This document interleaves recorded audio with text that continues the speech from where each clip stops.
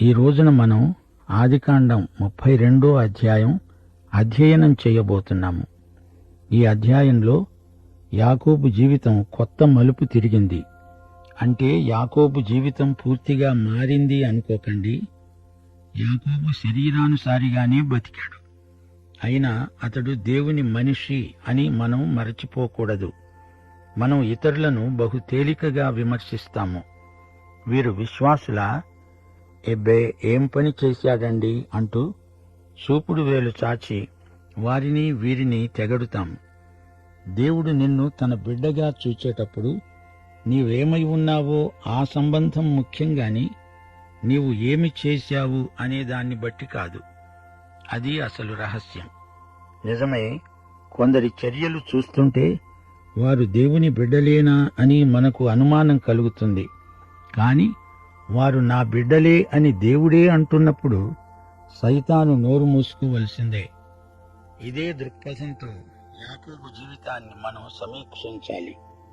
యాకోబు దేవునికి ప్రతినిధిగా ఈ లోకంలో తన సాక్ష్యాన్ని కాపాడుకొని ఉండాల్సింది. అందుకే దేవుడు అతని మీద కఠిన చర్య తీసుకున్నాడు. ఈ క్రమశిక్షణాత్మక చర్యలో అతడి తుంటి నరం తెగిపోయింది. హెబ్రీ పత్రిక 12వ అధ్యాయం 6వ వచనం ఇదే మాట అంటుంది. నా కుమారుడా, ప్రభువు చేసే శిక్షను తృణీకరించవద్దు. ఆయన నిన్ను గద్దించినప్పుడు విసుకవద్దు. ప్రభువు తాను ప్రేమించే వానిని శిక్షించి తాను స్వీకరించే ప్రతి కుమారుణ్ణి దండిస్తాడు. లోతును దేవుడు తన బిడ్డగా గుర్తించాడు. అతని సాక్ష్యం కూడా ఎంత చెడిపోయిందో మనకు తెలుసు. 2 పేతురు 2వ అధ్యాయం 7-8 వచనాలు. దుర్మార్గుల కామ వికారయుక్తమైన నడవడి చేత బాధపడిన నీతిమంతుడైన లోతు. ఆ నీతిమంతుడు వారి మధ్య కాపురముండి తాను చూచిన వాటిని బట్టి విన్న వాటిని బట్టి వారి అక్రమమైన క్రియల విషయంలో దినదినము నీతిగల తన మనస్సును నొప్పించుకుంటూ వచ్చాడు. లోతు సొదొమ గొమొర్రా అగ్నిని తప్పించుకొని రాగలిగాడు. గాని దేవుడు అతనికి అగ్ని పరీక్షలు పెట్టాడు. వీటిని తప్పించుకోవడం కుదరదు. శ్రమల బడిలో విశ్వాసులు పాఠాలు నేర్చుకుంటారు. యాకోబు చదివిన బడికి లాబాను మామ ప్రధానాచార్యుడు. ఆ విద్యాలయంలో 20 ఏండ్లు చదివి పట్టాపుచ్చుకున్నాడు. దానికోసం ఎంత కష్టించి పనిచేశాడో మనకు తెలుసు. లాబాను 10 సార్లు పాఠ్య ప్రణాళిక మార్చాడు. ప్రతిసారి యాకోబుకు ఎంతో ఇబ్బంది, ప్రయాస. ఇది అతని విద్యాభ్యాసం. అభ్యాసము కూసు విద్య అన్నారు. యాకోబు దేవుని ప్రతినిధి. అతని ప్రవర్తనలో లోపాలకు గాను దేవుడు అతణ్ణి శిక్షించి క్రమశిక్షలో పెడతాడు. ఈ అధ్యాయానికి సంక్షిప్త వ్యాఖ్య చెప్పనా? యెషయా 40వ అధ్యాయం 29వ వచనం. సొమ్మసిల్లిన వారికి బలమిచ్చేవాడు ఆయనే, శక్తిహీనులకు బలాభివృద్ధి కలుగచేసేవాడు ఆయనే. యాకోబు తన త్రోవను వెళ్లుతూ ఉండగా దేవదూతలు అతనికి ఎదురు వచ్చారు. యాకోబు వారిని చూచి ఇది దేవుని సేన అని చెప్పి ఆ చోటికి మహనయీము అని పేరు పెట్టాడు. దేవుడు యాకోబు మీద తీసుకోబోయే చర్య ఇది. నేరుగా దేవుడు యాకోబును ఎదుర్కొంటున్నాడు. అతన్ని దెబ్బకొట్టి అయినా సరే అతని సేవను ఫలవంతం చెయ్యాలని, అతని సాక్ష్యాన్ని బలపరచాలని దేవుని ఉద్దేశ్యం. యాకోబు తన సహోదరుడైన ఏశావు నొద్దకు దూతలను పంపాడు. ఏశావు ఎదోము దేశమున అనగా శేయీరు దేశమందు కాపురమున్నాడు. దూతల ద్వారా యాకోబు కబురు పంపాడు. ఇంతవరకు నేను లాబాను మామ వద్ద నివసించాను. నాకు పశువులు, గాడిదలు, మందలు ఉన్నవి. దాసదాసీ జనము ఉన్నారు. నీ కటాక్షము నా యందు కలగాలని నా ప్రభువులైన తమరి సేవకుణ్ణి అయిన నేను మీకు రాయబారమంపుతున్నాను. యాకోబు తెలివితేటలు అసాధారణమైనవి. లాబాను దగ్గర తల బొప్పి కట్టేటంత మొట్టికాయలు తిన్నా అతని యుక్తి ఇంకా పనిచేస్తూనే ఉంది.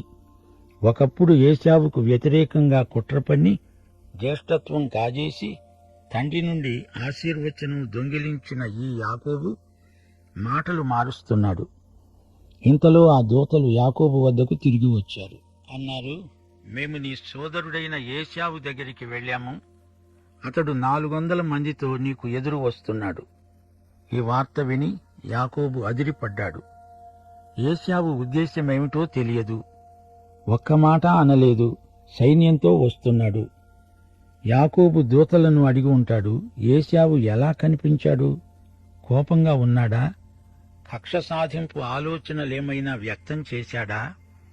వారు అని ఉంటారు, అదేమీ లేదు, సంతోషంగా ఉన్నాడు. మీరు పంపిన సమాచారం విన్నాడు, వెంటనే బయలుదేరి వస్తున్నాడు. అయినా యాకోబుకు భయంగానే ఉంది. ఏశావు ఏం చేస్తాడో ఏమో. 400 మందితో వచ్చి తన మీద పడతాడు.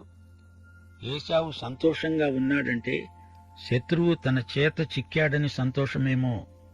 యాకోబుకు గుండె దడ పట్టుకుంది. యాకోబు మిక్కిలి భయపడి తొందరపడి తనతో ఉన్న జనులను, మందలను, పశువులను, ఒంటెలను 2 గుంపులుగా విభజించాడు. ఏశావు ఒక గుంపు మీదికి వచ్చి దాన్ని హతం చేస్తే మిగతా గుంపు తప్పించుకొని పోవచ్చు గదా అనుకున్నాడు. యాకోబు ఏశావు మూలంగా ఏదో కీడు కలుగుతుంది అని శంకించాడు. అందుచేత అందర్నీ అతడు హతమార్చకుండా ఇదో ఉపాయం, వీరిని 2గా గుంపు గుంపులు చేశాడు. అతడు వచ్చి పడితే ఆ 2వ గుంపు తప్పించుకొని పోవచ్చు. 9, 10 వచనాల్లో యాకోబు దేవునికి ప్రార్థన చేస్తున్నాడు. నా తండ్రి అయిన అబ్రహాము దేవా, నా తండ్రి అయిన ఇస్సాకు దేవా, యెహోవా, నీవు నాకు మేలు చేస్తావని చెప్పావు. నా దేశానికి, నా బంధువుల యొద్దకు తిరిగి వెళ్ళమన్నావు. యెహోవా, నీవు నీ సేవకునికి చేసిన సమస్తమైన ఉపకారమునకు, సమస్త సత్యమునకు అపాత్రుడను. ఎట్లనగా నా చేతి కర్రతో మాత్రమే ఈ యొర్దాను దాటాను. ఇప్పుడు నేను 2 గుంపులయ్యాను. నా సహోదరుడైన ఏశావు చేతి నుండి దయచేసి నన్ను తప్పించు. అతడు వచ్చి పిల్లలతో తల్లిని నన్ను చంపుతాడేమో అని అతనికి భయపడుతున్నాను. నాకు తోడై ఉంటానన్నావు. నిశ్చయముగా నాకు మేలు చేస్తూ విస్తారమవటం వల్ల లెక్కింపలేని సముద్రపు ఇసుక వలె నా సంతానమును విస్తరింపచేస్తానని సెలవిచ్చావే. చూడండి, ఇక్కడ యాకోబు తన పూర్వీకుల పేర్లు ఎత్తుతున్నాడు. ఇతనిలో గొప్ప మార్పు వచ్చినట్లు కనపడుతున్నది. దేవా, నీవు చేసిన మేళ్లకు, నీ ప్రేమకు, కనికరమునకు నేను తగను, అపాత్రుణ్ణి అంటున్నాడు. తన బలహీనతలు, అయోగ్యత ఒప్పుకుంటున్నాడు. తాను పాపిని అని అంగీకరిస్తున్నాడు. తనను గురించిన దేవుని అంచనాతో తను ఏకీభవిస్తున్నాడు. దేవా, నేను పాపిని. ఎప్పుడైతే ఈ వాస్తవాన్ని, అనగా తాను దేవుని కృపను కోరవలసిన వాడే కాని మంచివాడు కాడని గ్రహించాడో, అప్పుడు దేవుడు అతనికి సుముఖుడయ్యాడు. యొర్దాను దాటినప్పుడు అతనికి ఏమీ లేదు. చేతికర్ర మాత్రమే అతని చేత ఉంది.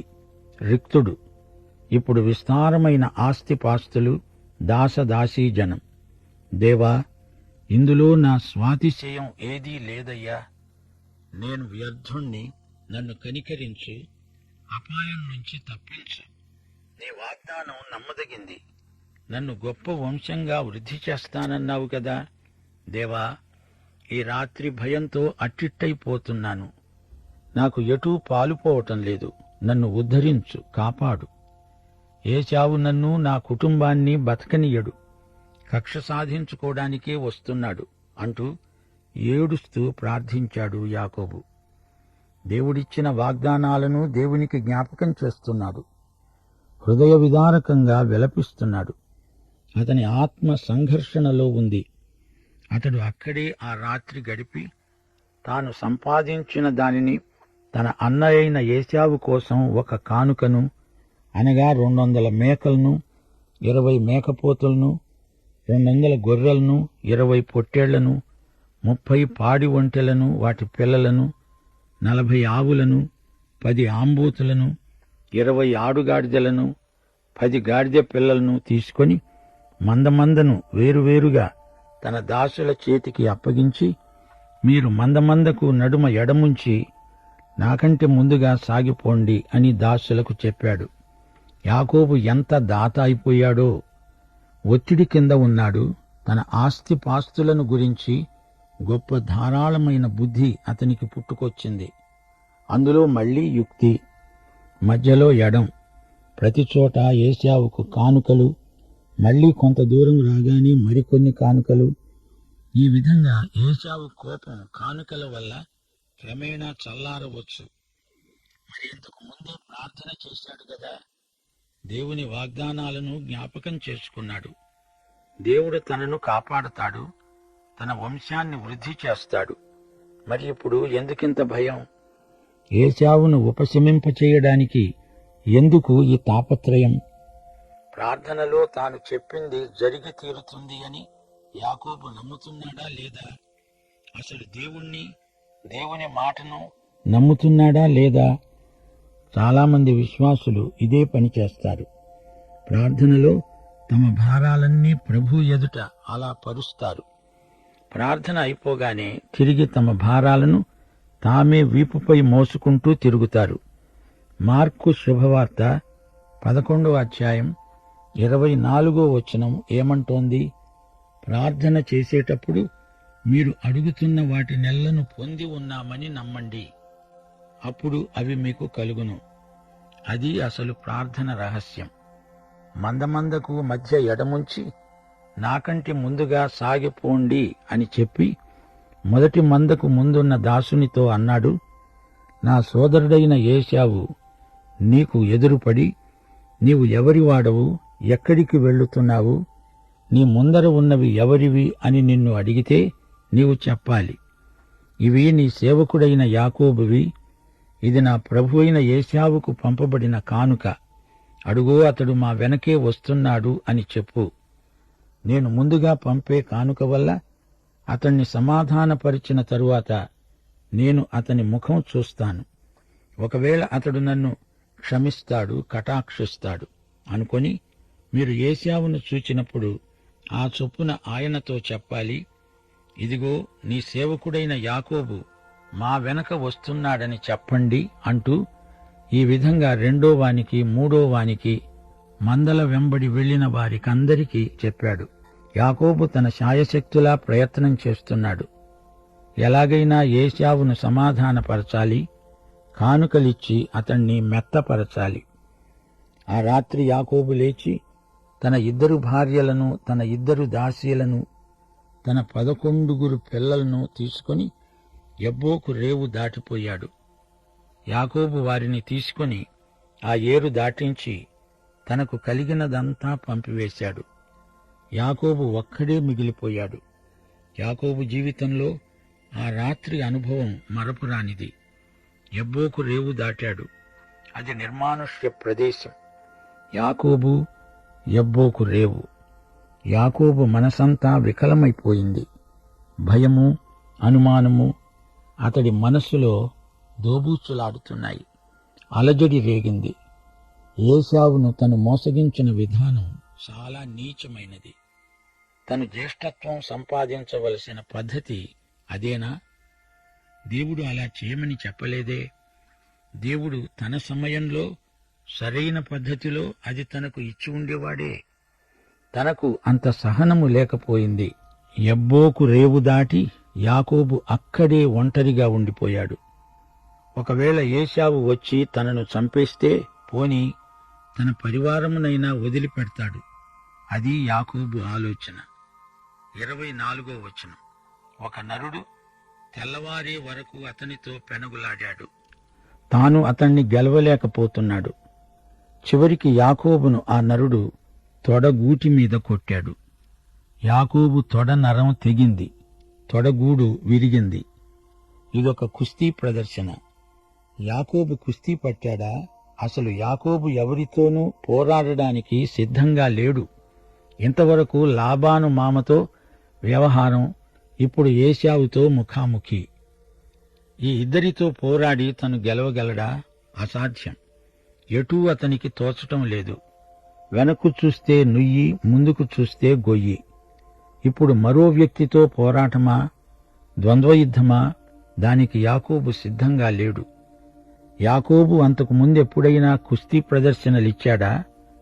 అతడేమన్నా కుస్తీ వస్తాదా? కాదు.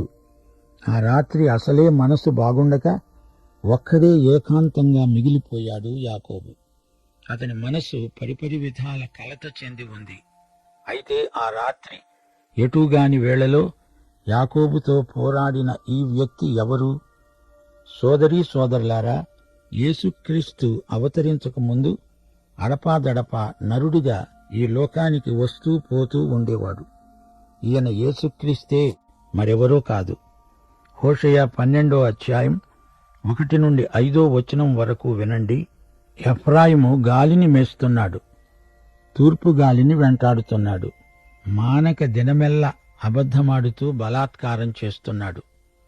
జనులు అష్షూరీయులతో సంధి చేస్తారు, ఈజిప్టుకు తైలం పంపిస్తారు. యూదావారి మీద యెహోవాకు వ్యాజ్యం పుట్టింది. యాకోబు సంతతి వారి ప్రవర్తనను బట్టి వారిని శిక్షిస్తాడు. వారి క్రియలను బట్టి వారికి ప్రతీకారం చేస్తాడు. తల్లి గర్భమందు యాకోబు తన సహోదరుని మడిమనే పట్టుకున్నాడు. మగసిరి కలవాడై అతడు దేవునితో పోరాడాడు. అతడు దూతతో పోరాడి జయమందాడు.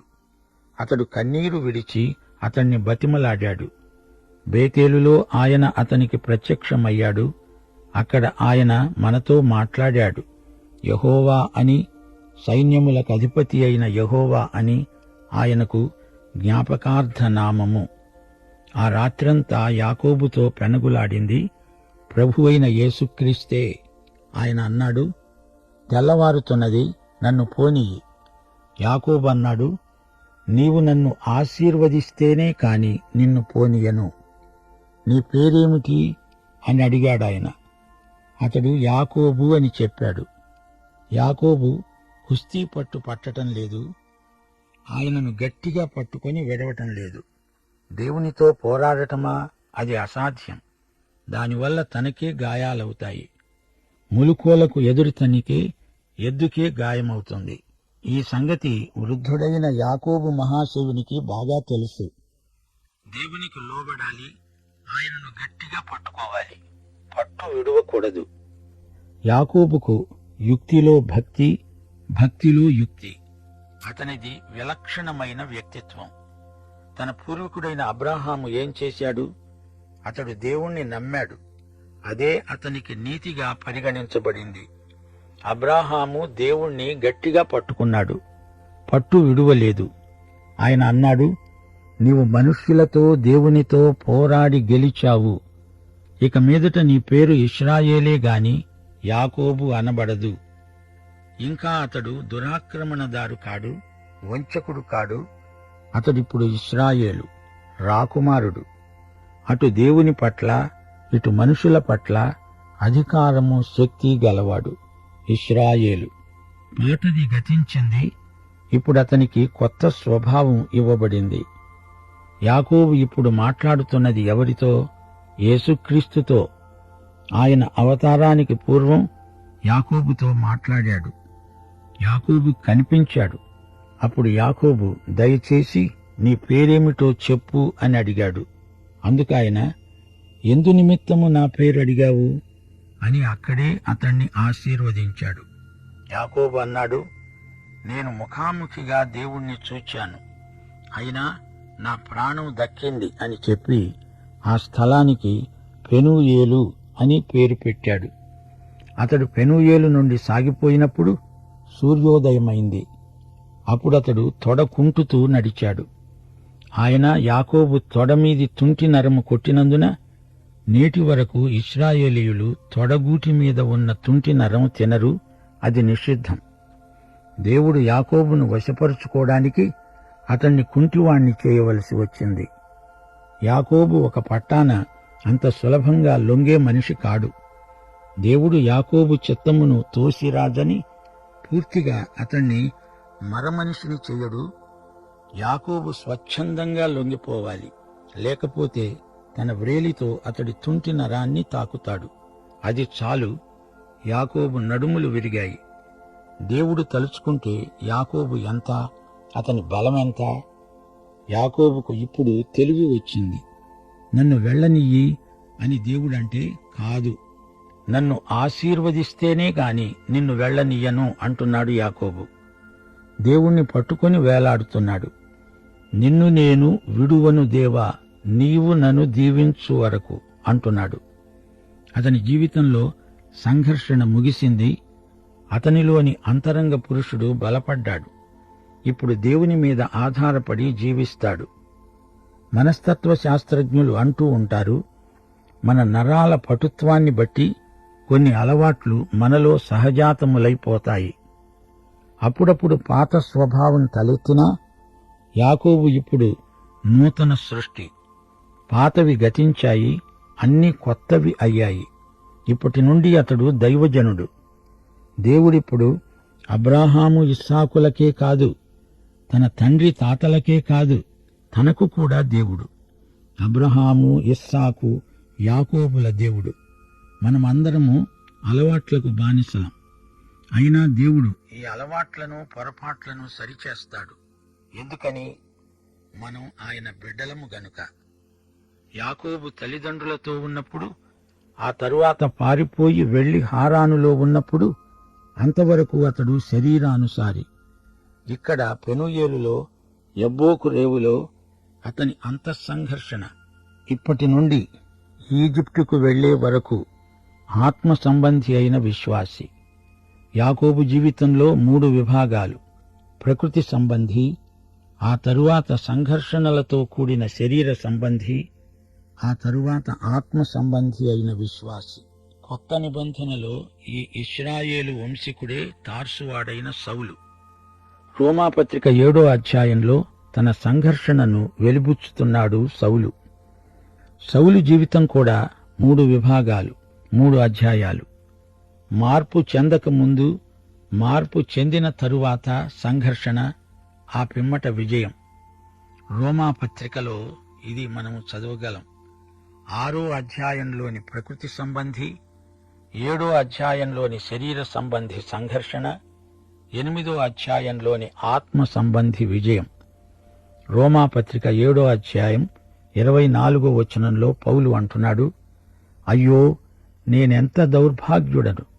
ఇట్టి మరణమునకు లోనైన శరీరము నుండి నన్ను ఎవడు విడిపిస్తాడు? ఇది అంతఃసంఘర్షణ. శరీరానుసారి అయిన విశ్వాసిలో ఇది ప్రచ్ఛన్న యుద్ధం.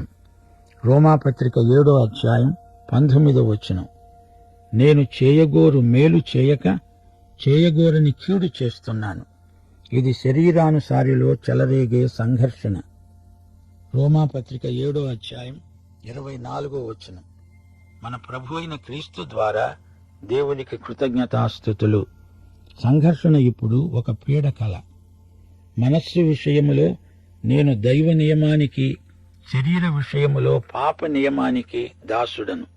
కాని ఇప్పుడు మనలను ప్రేమించిన వాని ద్వారా నేను వీటన్నిటిలో అత్యధిక విజయము పొందుతున్నాను. రోమాపత్రిక 8వ అధ్యాయం 36వ వచనం, శరీరానుసారమైన మనసు దేవునికి విరోధం. శరీర స్వభావము గలవారు దేవుని సంతోషపెట్టలేరు. యాకోబు విజయ రహస్యమిదే. దేవునికి పూర్తిగా లోబడ్డాడు. దేవుడు దెబ్బ కొడితే కృపతో స్వీకరించాడు. దేవుని చిత్తానికి నీ చిత్తమును లోబరచటమే విజయం. యాకోబు పోరాటంలో గెలుపు అంటే దేవుని చిత్తానికి పూర్తిగా లొంగిపోవటం. ముగింపులో 1 కొరింథీ 10వ అధ్యాయం 11వ వచనం మీకు జ్ఞాపకం చేయగోరుతాను. ఈ సంగతులు దృష్టాంతములుగా వారికి సంభవించి యుగాంతమందున్న మనకు బుద్ధి రావాలని రాయబడినవి. ప్రార్థన చేసుకుందాం. దేవా, నీ కృప సర్వసమృద్ధము. మంటి పురుగులమైన మానవులము, మమ్ములను స్నేహితులు అంటున్నావు. మా దేవుడవు, రక్తదానమిచ్చి మా నిత్య రక్షణకు కారకుడవయ్యావు. యేసు ప్రభు, పాత నిబంధన అంతా నీవే కనబడుతున్నావు. నీకు కృతజ్ఞులం. నేటి సందేశం మా హృదయాలలో సంచలనాత్మకమైన ఒక నూతన క్రియ జరిగించున్నట్లు వాక్య ప్రకటనకు మీ దీవెనలు చేర్చి మమ్మలను ఆశీర్వదించుమని యేసుక్రీస్తు వారి శుభనామమున ప్రార్థన చేస్తున్నాము తండ్రి. ఆమేన్.